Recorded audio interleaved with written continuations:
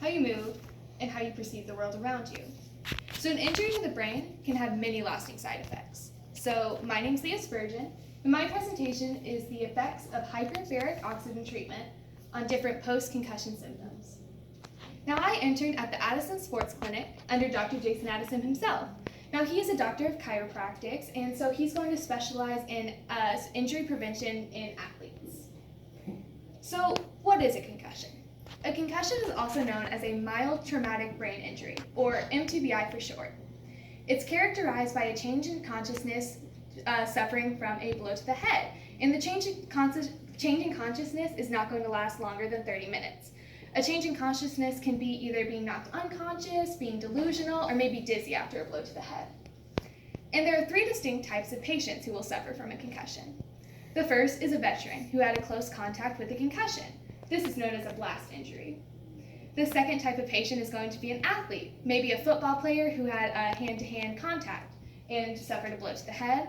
And the last type of patient is going to be a motor vehicle accident patient, or MVA patient for short, where their momentum is going one way and then all of a sudden their momentum is shifted into another direction. And so something important to know about an MTBI is after the first injury, it's much easier to receive a second. So if you're not completely treated and you're not completely healed from your first injury, those risks are even greater of getting a second injury. Now, hyperbaric oxygen treatment is going to take place in a chamber like this, and this chamber is going to do two main things. It's going to filter out the air so you're breathing 100% pure oxygen. Now, in a room like this, you and I would breathe about 21% oxygen, and our bodies have adapted to that. Another thing this chamber is going to do, it's going to increase the atmospheric pressure. This is kind of like a scuba diver going below sea level. Therefore, in a chamber, it's measured by depth, so you could go 25 feet deep, and it's going to simulate the air pressure of a scuba diver 25 feet below the surface. Now, the whole purpose of these two things in a chamber is to help increase your body's ability to take in oxygen. And this oxygen is going to be taken in the bloodstream, and it's going to be carried throughout the different parts of your body. So before I move on, some key terms that I will use throughout this presentation are, once again, MTBI. This stands for mild traumatic brain injury or a concussion. I will also use hyperbaric treatment, which is short for hyperbaric oxygen treatment, which again is that treatment in the chamber that I just showed you. I will also use two different names for a condition of a disease. They are sign and symptom. A sign is an objective medical condition of a disease. For example, if you're suffering from the common cold, something objective is that you are suffering from a fever. A medical personnel can objectively measure that with a thermometer. However, a symptom of the fever would be chills, maybe that you're experiencing, or trouble sleeping. Now, a medical personnel cannot objectively see that. It's more subjective to the patient. However, it doesn't mean the patient's not experiencing that. The last acronym I'm going to use today is PCS, and this stands for post-concussion syndrome. And this is going to encompass all of the different symptoms that are correlating with an MTBI injury. Now, these symptoms are going to be chronic headaches, trouble sleeping, nausea, balance issues, and things like that. So the problem that my study stood out to solve was that 50% of MTBI patients are going to develop some PCS symptoms. So this means half of patients that receive a concussion are going to have some lasting symptoms from this injury. And again, no two injuries are going to be alike. Especially when it comes to an injury to the head, you can't classify a patient as having the exact same injury as another patient. Therefore, it's very hard to standardize a treatment to help these patients. And again, treatment for an MTBI injury often ends as soon as signs are no longer visible. For example, if you suffer a blow to the head and there's swelling in the brain, you're often released from treatment as soon as the swelling is no longer visible. However, you still might be suffering from many symptoms that are caused by this injury. So the purpose of my study is to test the effects of hyperbaric oxygen treatment on the severity of these PCS symptoms. And the idea is to help generalize these findings to all three types of patients I mentioned before: veterans, athletes, and MVA patients. And hopefully this will help provide a more standardized treatment for these PCS symptoms. So my research question is, what is the relationship between hyperbaric oxygen treatment and the severity of different PCS symptoms? And my hypothesis is that this hyperbaric treatment will help decrease the severity of the symptoms. So before I move on, I should go over some background literature. Hyperbaric oxygen treatment is going to help provide healing in both internal and external wounds to the body. For example, if you go into the chamber and you have a paper cut on your arm, increased oxygen is going to help increase the healing in this region of the body. And if you have a sprained ankle and there's swelling within your ankle, it's not as easily seen, but increased oxygen is going to help increase the rate of healing there as well. And the concussion would be classified as an internal injury. Hyperbaric treatment is also going to increase the rate of cellular respiration in your cells, and this is going to increase your energy levels. Cellular respiration is a basic cellular process that is going to take place in any type of your cell in your body, either a bone cell, a skin cell, or a brain cell. It takes in oxygen and is going to create ATP in return, which is used as energy throughout your cells. And lastly, there's found to be a relationship between oxygen absorption and blood vessel repair. Now, this is very important in the scope of my study because a brain injury is often classified, you often have damaged blood vessels in the brain. So it's very important that you're able to treat and help repair these blood vessels. So my study is a cumulative case study. What this means is I take many different types of data collection and combine them to make a more generalized conclusion about my topic, which is hyperbaric oxygen treatment and PCS symptoms. So again, the idea is to help generalize this to all types of patients because I'm using different forms of data collection that wouldn't just be available to me originally. And so some limitations is that since I'm using different studies within my cumulative case study, hyperbaric oxygen treatment might be conducted in slightly different ways from study to study. And I also have to assume that patients are consistent in telling me the severity of their symptoms at different times because it is such a subjective thing, symptoms. So I had two major types of data collection. The first, I use archive data. Now this means I searched online for studies who used hyperbaric oxygen treatment to treat PCS symptoms. And this was measurable on what's called an RPQ score. This is short for a Rivermaids Post Questionnaire. And this questionnaire is conducted when a medical personnel sits down with a patient and is going to ask them specifically how severe different symptoms are. A patient is going to rank those symptoms on a 0 to 4 scale. 0 meaning the symptom is not experienced whatsoever, 4 meaning the symptom is very, very severe. All of these different symptoms are going to have different scores, and it's all added up together to give the patient one RPQ score. So I'm measuring the RPQ score before and after the hyperbaric oxygen treatment. I also collected data through a personal survey, with patients that I had access to at my internship. Now, I modeled my survey after the RPQ, but I had a different ranking scale, and I also asked patients how frequently they suffered from these symptoms. So here's a visual I created to help compare and contrast my ways of collecting data. So again, archive data is going to be measured on an RPQ scale. However, my survey is on what I call a symptom severity scale. So with my archive data, I'm able to compare to a control group, a group who received no treatment for the same amount of time as those who did receive treatment. Now, I chose to do this because I wanted to see if there was a difference in RPQ score with no treatment at all, to compare that to the hyperbaric oxygen group. And I was not able to do this with the patients I was in contact with at my internship. I was only able to compare their base score before hyperbaric treatment to their after score. And I had much more patients with my archive data, 232, compared to 16 that I was able to have personal contact with. And most of the patients who I found through archive data were veterans, or they suffered from a blast injury. And this is compared to the patients who I was in contact with, which are more athletes and MVA patients. And again, with my survey, I'm able to ask a patient how frequent they suffer from these symptoms. Something that is similar between both of these types of data is that you have to ask a patient to rank the severity of their symptoms on a quantitative scale. So that's how we're able to collect numerical data.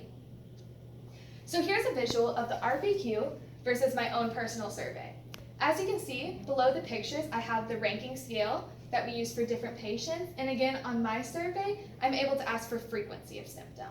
But a lot of the surveys that we're asking about are very similar because they're classified as PCS symptoms. So my results. I conducted 3 paired t-tests to see if there is a difference between symptom severity before and after hyperbaric treatment. So the first test I conducted was on my control group. Again, this is the group that received no treatment throughout a 3-month period. I chose 3 months because that's the average treatment cycle for hyperbaric oxygen treatment. So I found 68 patients through archive data who received no treatment at all for 3 months.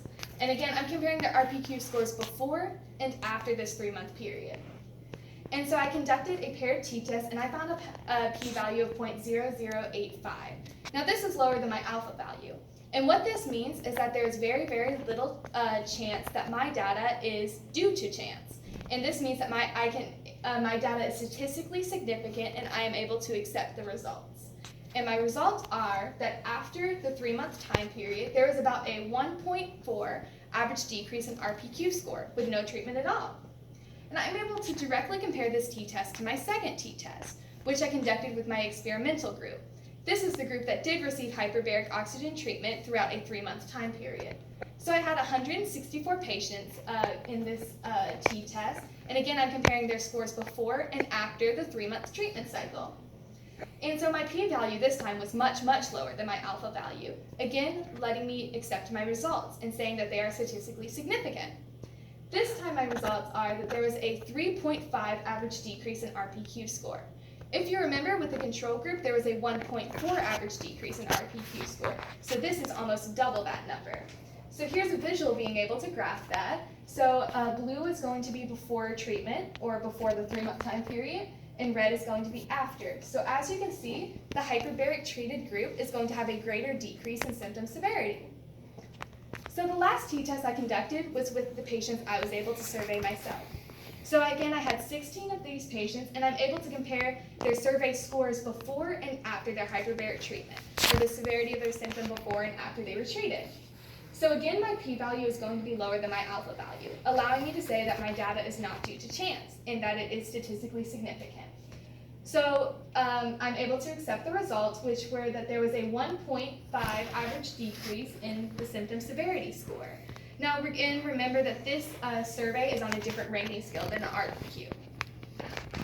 So here's going to be a graph that is able to represent that. So as you can see, the blue before treatment for every type of symptom is going to decrease after treatment. What this means is that in every symptom, patients were able to see at least a slight decrease in the severity of these symptoms. So here's going to be a summary of all my t-tests.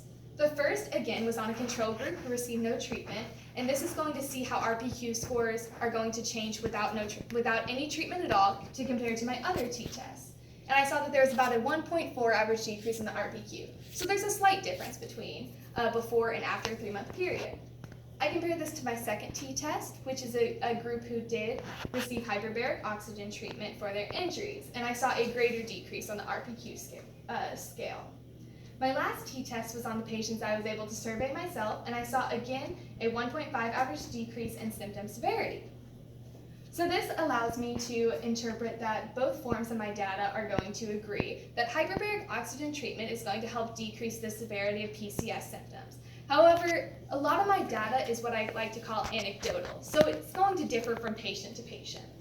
So this is kind of expected from the literature that I read, saying that increased oxygen is going to help increase different rates of healing, and it's also going to help increase blood vessel repair within the brain. And again, all of my different t-tests were statistically significant, so I'm able to accept and compare the results. So for recommendations for future studies, I would like to see if these results are going to last from hyperbaric oxygen treatment. I would like to see if maybe you receive treatment for a 4-month treatment cycle instead of a 3, if the decrease in symptom severity is going to be greater, or if maybe the results are going to plateau at a certain point.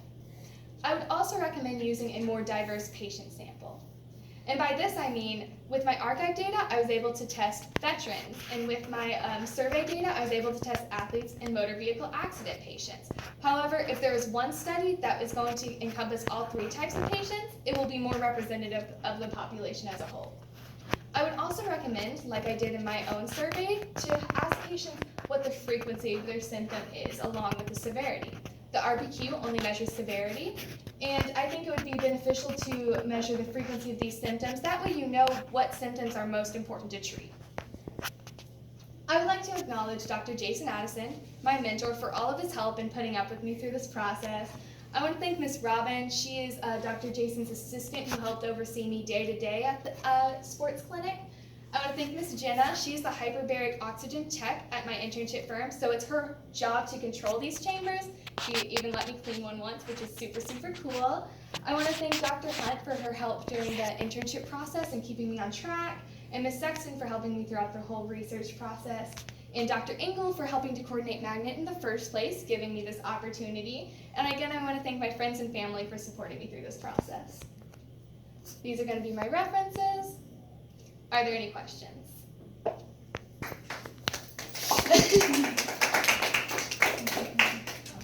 So this one, whatever the oxygen treatment, it costs a lot, but it's 164 less than 300. So really, is there any other broad that when you did the research, did you find that it helped more, like a national study or the college did research, any other place did it? Oh yes, hyperbaric oxygen treatment has been around for a long time, and I thought it was more of a newer study because the chamber itself kind of looks like a very futuristic type of thing, but it's originally used to help scuba divers and astronauts, people who go like below and above the surface, and I found that people have been using pure oxygen to help scuba divers for a long time, and someone was I think it was around the late 1800s to early 1900s when they discovered that changing atmospheric pressure along with 100% oxygen is going to help increase these effects. So pure oxygen has been used for a long time to help treat different symptoms, and then atmospheric pressure around the 1900s, I'd say, was when it started getting combined to help increase these results. So is there any research or the study shows that it does help, they did some study on that? Oh yeah, there were a bunch of studies using hyperbaric oxygen treatment for a variety of ways. Because it can be used, again, for scuba divers, or it can be used for diabetic patients who have trouble healing external wounds, or the idea of it is to help increase oxygen, which is going to help a bunch of different things. I know that even if you don't have any internal or external real wounds, it can help make your skin clearer. It can help, give you more energy, things like that. So there's a ton of different benefits, and so I decided to specifically see if it would help with cognitive benefits as well. Thank you. Mm-hmm. I have a question. Yes, ma'am? Can too much oxygen be toxic? So oxygen toxicity is the greatest concern of hyperbaric oxygen treatment. So the way that we're able to avoid that is if a patient is in there for more than an hour, which an hour is kind of the average length of a treatment, of a single treatment, you're going to take air breaks. So they have a mask inside where they're going to help give you air from the outside the chamber. That way your body is going to get a little bit have a little bit of a break from the oxygen, because you can't just get out of the chamber immediately with the difference in pressures. When you did your t-test, the first t-test and the second t-test, those were just from the archive data, or did that include your 16 patients? No, the first two were just archive data, and the last one was the only one that used my survey patients. I didn't combine them for any t-test. When you were just doing your work in the office, you said that you worked with veterans and athletes. I mainly worked with athletes and MVA patients, or motor vehicle accident patients. Okay. Because again, Dr. Jason, he specializes with sports athletes, so I had a lot of those, and then a few patients who had suffered from either a car crash or something like that, and then either whiplash or concussion as a result from that. So you saw the results firsthand. Oh yes, ma'am. I was able to talk to different patients and talk about their experiences with it, and some of them, I know one patient, he started his treatment when I started internship, so I was able to see a lot of his progress, and before it was hard to have a conversation with him. He was very out of it, he couldn't quite think through what he was saying. A lot of times he had to take an Uber from where he lived to the clinic, and so a lot of times he would miss it because he just wasn't thinking straight. And then seeing him at the end, it was a whole different person. He had a lot of his personality back, which is hard to see, on an MRI, but it's something that you could definitely see after this treatment. Thank you. That concludes. Yes. Nice job, Leah.